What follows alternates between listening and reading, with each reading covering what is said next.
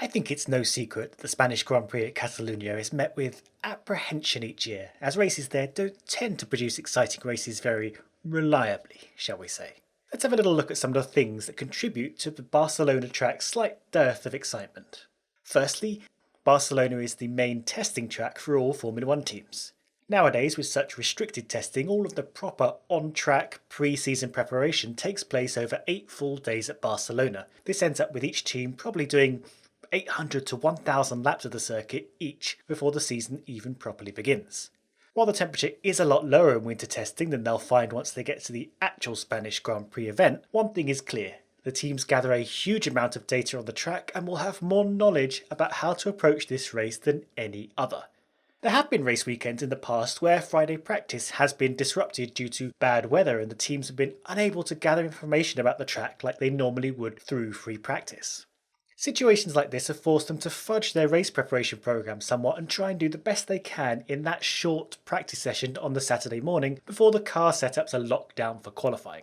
As a consequence, qualifying and the race following a disrupted Friday have tended to be a little bit more chaotic, a little more seat of the pants, and somewhat less predictable, to the extent that there have been long murmurings of significantly chopping down free practice to limit the team's knowledge going into competitive sessions. With winter testing at Barcelona though, well, that's quite the opposite. The teams go in with so much data that, barring disruptive weather events like rain, wind, or super hot weather, almost nobody will be particularly surprised about their own running through the weekend. Part of the reason we tend to get a more Noah's Ark style grid and performance level among the teams is that teams aren't able to mix it up through canniness or cunning. Everyone is bringing their A game to Spain. So then the debate becomes, should we be testing at tracks that we go racing at? Particularly, should we do so much testing at tracks like Barcelona? I'd argue no, but then we have scenarios like Abu Dhabi where they all test immediately after the race because it's super cheap as everyone is already there. So there's a trade-off there in that thinking.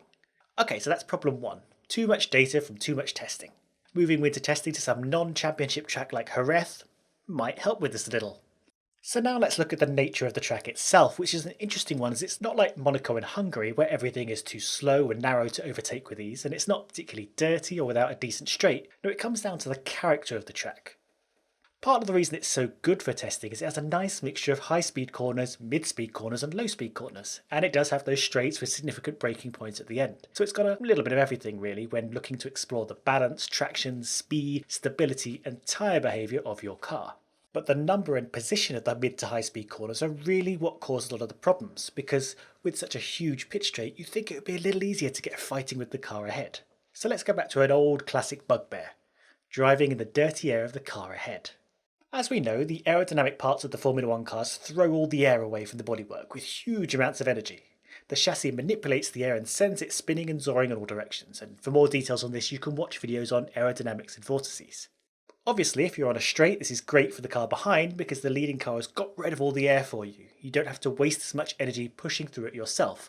And at F1 speeds, air can feel thick like water. It drags you back a lot. Now the thing about mid and high speed corners, particularly these long ones like at Barcelona, they're aero limited. And this essentially means your ability to generate downforce is what limits your speed through the corner. If you've got a good chassis, good setup and a nice clean air in front of you, you can pelt it through the corner pretty fast. If your wings are inefficient or you happen to be in the wake of a car ahead, your ability to create downforce is reduced because that leading car has pushed all the air away. Air you need to work the wings and bodywork into generating downforce. It was said a couple of times this weekend that the wake of the car, the significant disruption to the air behind, could be as long as 5 seconds, as in a car 5 seconds behind the car in front will start to feel the reduced aero effects of sitting in its wake. Now it's more likely this is closer to 3 to 4 seconds, but that's still pretty significant. When a car is as close as 1 second to the car ahead in Spain, they lose about 6% downforce. This rises to about 12% if they're lucky enough to get within half a second. So you can see why gaps between cars start to spread out. When following in the disturbed wake of another car, your own downforce takes a hit, particularly at the front wing, the first part of your car to work the air.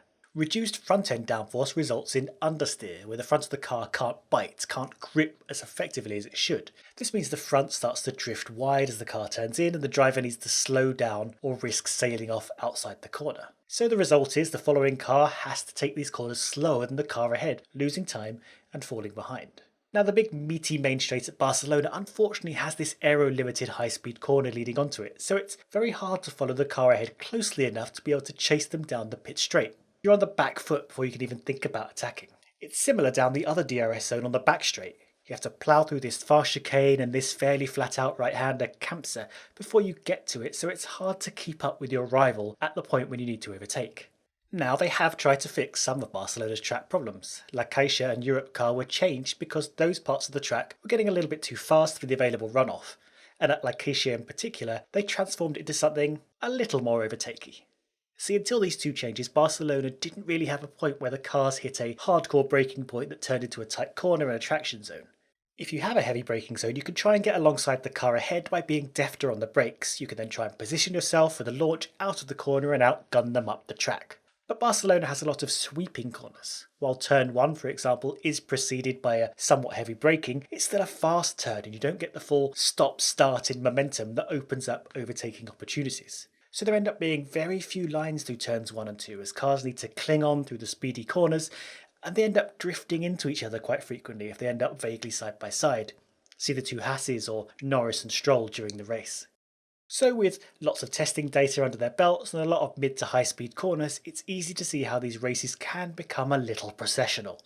With Barcelona looking on shaky ground for renewal, perhaps the problem will solve itself. But even if the F1 circus travels elsewhere, we must be careful to learn from the tough races at Barcelona and think about doing things differently. Max Verstappen has already raised concerns that the Zandvoort circuit looking to replace Barcelona is not really suitable for close racing in F1. At least not in its current form. This episode is brought to you by CuriosityStream, a subscription streaming service that offers over 2,000 documentaries and non-fiction titles from some of the world's best filmmakers, including exclusive originals. You can get unlimited access starting at just $2.99 a month, and you lot can get 30 days completely free if you sign up at curiositystream.com/ChainBearF1 and use the promo code ChainBearF1. Now you watch these Chain Bear videos because you like digging into what goes into pushing the limits of speed and innovation on the track, so while you're exploring your free trial on CuriosityStream, why not check out Speed, a mini-series looking at the technology at the cutting edge of superfast travel in other areas. That's curiositystream.com/ChainBearF1.